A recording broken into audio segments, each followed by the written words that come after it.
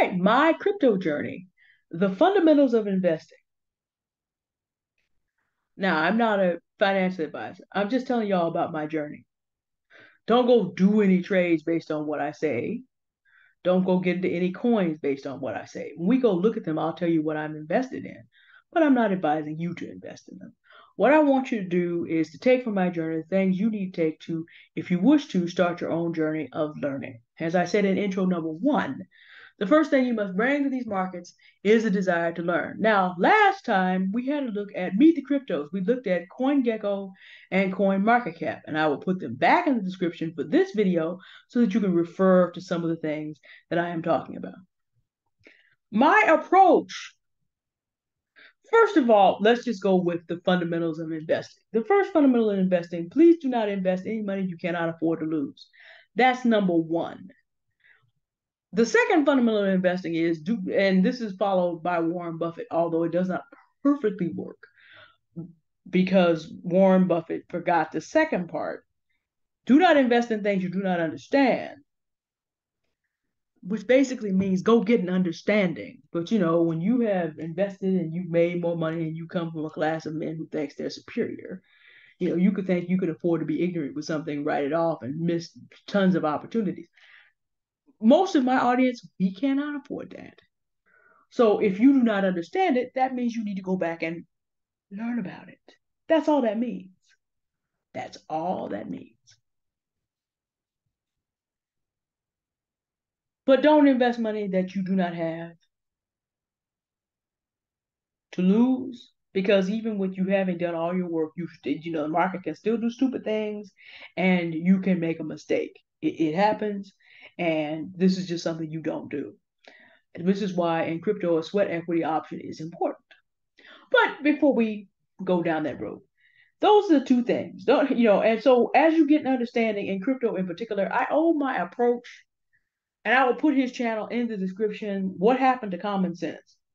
Now, what happened to Common Sense have something of a potpourri of a channel. But what you want to do is go back a few years and look at his crypto content as he explains the ups and downs of different coins, because he repeats the same thing all the time. If you missed being in the dot-com boom, which is the wave of Web 1 and Web 2, the internet is developed. Crypto is now sort of the development of Web 3. In other words, it is the next big technology play. Meaning that you need to, and the other person who used to say this is Keystone Crypto University, but he has taken his channel down. I know he was going through a bunch of stuff. So, and it wasn't anything having to do with crypto. It was just he kind of gave us a heads up that he might have to go in a different direction because he was just going through a bunch of stuff in life. But both of them said pretty much the same thing. So a black man and a white man agreed on this fundamental thing.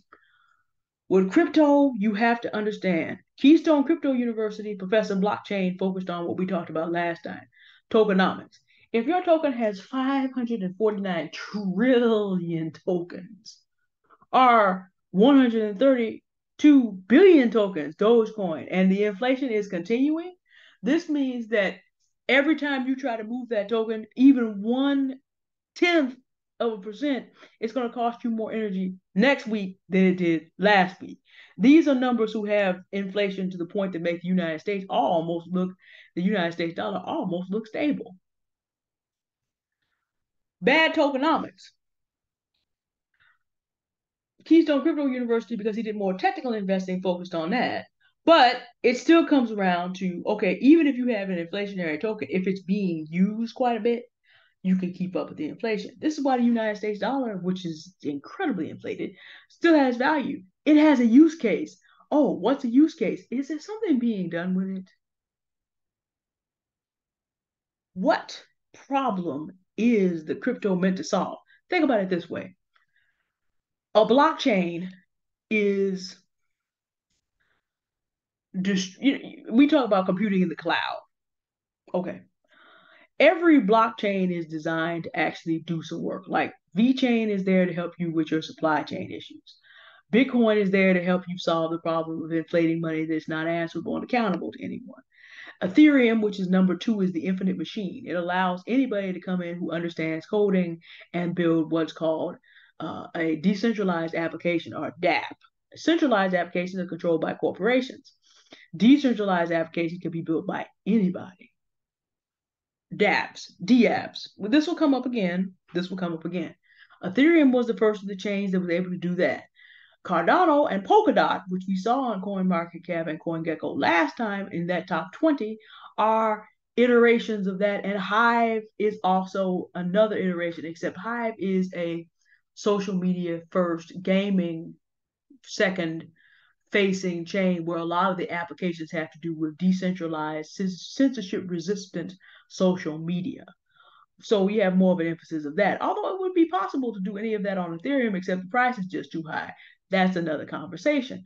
But all of these are meant to solve a problem. If you are tired of having your work censored when you go on social media, then you probably want to move over to Hive. Odyssey is another token like that, another chain that focuses on decentralization. So there's a couple of those available. What problem is the crypto meant to solve? What problem is that blockchain technology meant to solve? If there is not a problem to be solved, Dogecoin and Shiba Inu and most of your meme coin family come to mind. Those are like fiat currency on speed. They have value because people have decided that this is just what they want to do. If we were to be very kind, we would call them community-based tokens. They don't have anything else, and people have just decided they want them to have value. But their inflation makes them bad investments. Inflation makes them bad investments because no matter how much you want to do this in a year, you maintaining any kind of price is going to cost you so much more than it did the year before. A good crypto investment, a good investment, like, if you invest in a company, you're generally investing in a product or a service that you believe they can perform, which brings me to the next step. When you go to the crypto websites, you want to see who is the team. Can they do the smack that they're selling? Now, Bitcoin doesn't have a team per se, it's just running. We still don't know where Satoshi Nakamoto is. We don't even know if that was just a name a team may have adopted. Bitcoin is basically just running at this point. Ethereum has a leader, Vitalik Buterin. He's been there quite a long time. Cardano and Polkadot were founded by men who worked with him, saw some things they thought they could improve on in Ethereum,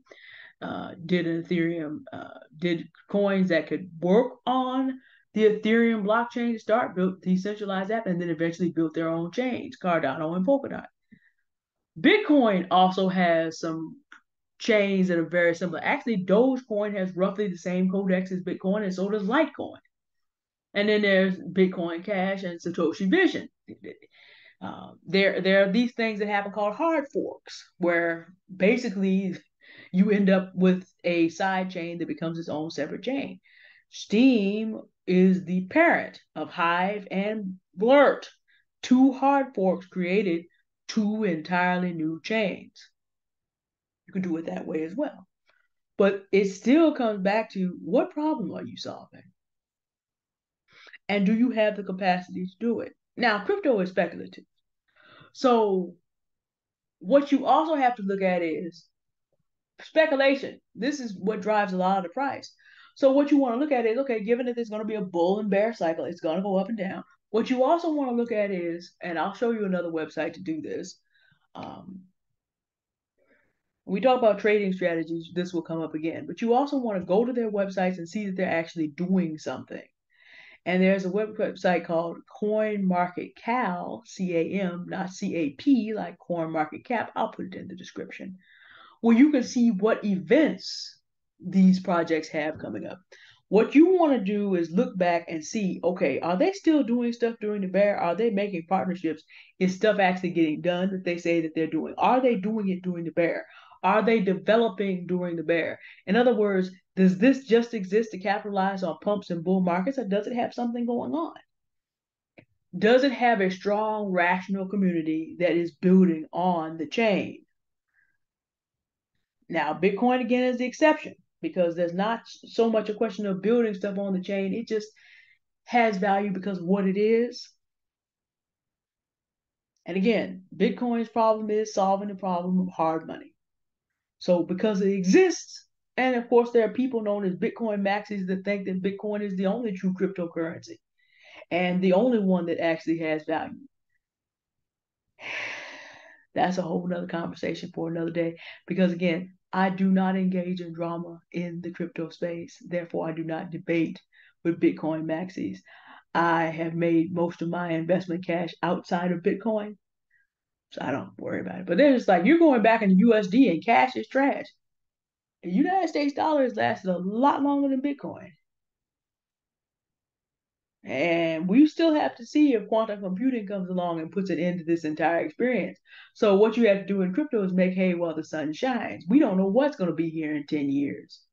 The way the United States is behaving, the way these markets are behaving, the way computing is moving forward, we don't know what's going to be here in 10 years. So I don't engage in those arguments. But just know, there are communities that very much believe in coins, but what are they building is very important. Do you like the neighborhood? I used to invest in Cardano. Cardano has a very, very interesting neighborhood, though. And there are people in Cardano who are some of the most wonderful people that you'll ever encounter in the internet space. And then there are people in Cardano that just make you want to go somewhere and scream.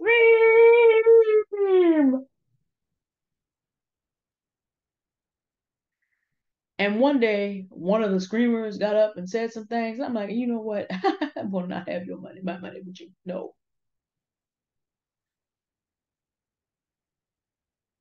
But Cardano is a solid project. Don't get me wrong. And there's been a little bit of moving around. Yeah, the Cardano community is also, they came up pretty close to after that time. But remember now, that one person may decide it may be in his interest to step back for the sake of the community. Meaning the community is basically like, okay, friend, you done a little much. Slow your roll. So I respect that. Cardano's a good project because I'm looking at what it is able to do and the decentralized applications that are being built. Cardano also has one of the greatest dividend programs. Cardano is stakeable for 5% interest, which in today's environment is not bad. That's better than most of your high yield savings account. So they have a good way for people to buy and hold. Cardano has also held its value reasonably well. They have one of the finest staking. I mean, it's not the only one, but it's very fine. Zilliqa is a good coin to have staked up too. Um, I haven't looked for a little while, but 10, 13, 14% interest, not bad. Um, that's another coin to stake up. Hive probably has, with the Hive back dollar, its own stable coin. Hive has probably the best non-long term staking program anywhere. Your Hive power, yeah, okay, it's going to take 13 weeks to power that down, and that's 3%, which is not terrible in today's environment. But your Hive back dollars can be staked up for 20% interest. So some of these coins, as they are doing what they're supposed to be doing, offer you incentives to hold them. There's a lot of things you have to look at. But as you are investing, as you're beginning to choose investments and looking through the websites and all the rest, okay, a cryptocurrency is the native token of a piece of technology. Now, let me also define native token. You know how your favorite airline has frequent flyer miles and your credit card has reward points and so forth and so forth. You kind of understand this concept that different companies have invented their own little currencies that only work within their system. They're not transferable. Every blockchain that you see whose name is listed has its own native token, if you will. And all the other tokens in that ecosystem, like I mentioned, that Leo is a in the Hive ecosystem, that's what's called a layer 2 token. This is a token that derives its value from Hive. There are many of them. Cardano has some, and Cardano is the native token of Cardano, but there are other tokens in that ecosystem. Polkadot has things in its ecosystem. Ethereum has a billion. Polygon Matic was a layer 2 token on Ethereum, and basically so were Cardano and Polkadot, and then they branched out. So sometimes Loopring, which we looked at, a bunch of them run on Ethereum, or at least they used to. And then reserve rights, oh my gosh, there's so many. But then sometimes they branch out and form their own chains. Matic, Polygon exist. Matic is the old name, Polygon is the new name. We just haven't changed over. So it has two names, Matic and Polygon exist to help speed up transactions because Ethereum is expensive and slow. There's a lot going on there. Matic and Loopring exist to help with those problems. So literally those coins exist to provide Ethereum-like security, but also faster and cheaper access. So they exist to solve problems on Ethereum. And in essence, Cardano and Polkadot are existing as improvements to Ethereum's original idea. And so you have a lot of things, but understand that each crypto needs to have a purpose. What problem is it solving? And that solving the problem and providing the opportunity is what gives value to the token or the cryptocurrency or the coin, however you want to phrase it. One thing I respect about Cardano and even more on Hive, I respect both Cardano and Hive because they recognize a lot of their value is going to come from making good investments in giving people in the global south an opportunity to get involved with crypto. A whole lot of people in Africa, the Caribbean, South America, and Black folks in the United States of America who did not have investment money to jump into crypto in 2020 were able to use Hive to better their situation. People in the global south are able to use their Hive to better their entire situation and basically get their lives. You know, in countries where their fiat currency is worth nothing, which can happen with a fiat currency, of course, Hive multiplies out to enough for them to be able to pay important bills. I love that we can come together on Hive and build a borehole for clean water in another country. I believe it was in Ghana. I love that both of those tokens put value on people that the traditional financial markets overlook. Cardano does a lot of this as well. Cardano Foundation is very, very busy doing this. And it's something I appreciate about both of those projects. If I ever invest again in Cardano, that will be one of the reasons why. Because they are solving problems that I want solved. And for those of you that know me and choose to be on a crypto journey, just understand that Hive helped me solve a problem I needed solved, able to translate my content creating abilities and to turn them into crypto that I could trade for Bitcoin. And then that started me on everything else. So Proof of Brain solved a massive problem for me. This is why I am a long-term trader on almost everything else, but I am an investor on Hive. And that'll lead us to our next video. But for today, I wanted to go over the fundamentals of investing. The first fundamental is do not invest money you do not have, that you cannot afford to lose because anything can happen. The second is do not invest in things you don't understand. If you don't understand it, go back and research it some more. Next, for cryptos, think of them as a technology play. Like if you were investing in 1998 and Amazon,